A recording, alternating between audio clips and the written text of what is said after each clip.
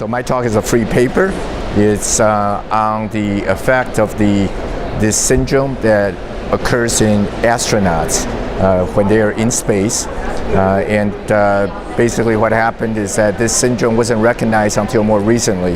But in the last 6 years or so, they recognized there are changes that occurs in astronauts who goes through the long duration flight. So we are looking at the ocular changes that occurs in the astronauts who have long duration flights.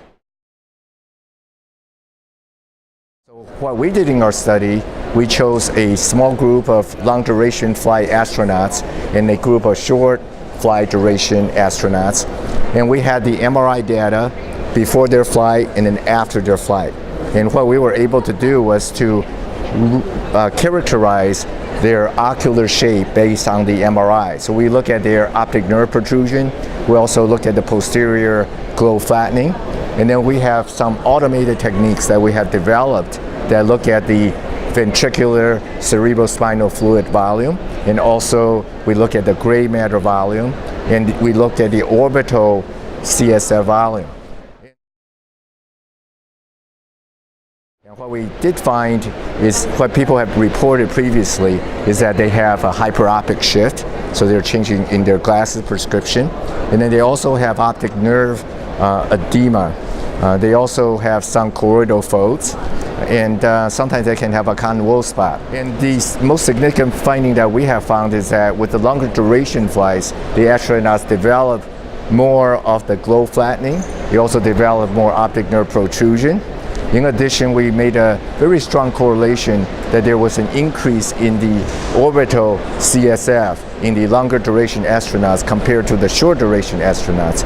We also find that their ventricular volume, the third ventricle, fourth ventricle, their entire ventricular volume was increased in the longer duration as well. But their greater matter volume really didn't increase. Our finding basically shows that this syndrome that the astronauts have, which is called the visual impairment and intracranial pressure syndrome, the VIIP syndrome, is really a gradual process that the long duration astronauts gradually accumulate the changes over time. In addition, we find that the most likely mechanism is the increase in the CSF volume, which is directly related to the ocular changes. I think this is an important finding because the proposed mechanism is that there's a fluid shift when you're in microgravity. So when you're in microgravity, the fluid sort of shift up toward your head. And some people thought that this is the main mechanism. I think this could still have a contribution. However, if that occurs, you would actually have your gray matter volume increase, which was not what we found. So we actually found an increase in the cerebrospinal fluid, which really means that the increase in the CSF plays a central role in this syndrome.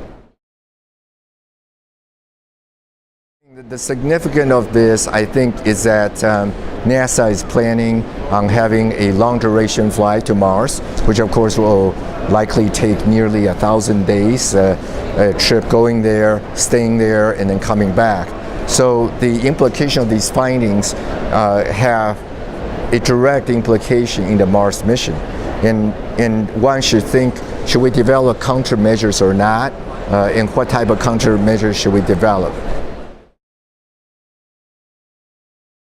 I think if you just go to a short trip to the moon and back, that's not a problem because the duration is fairly short.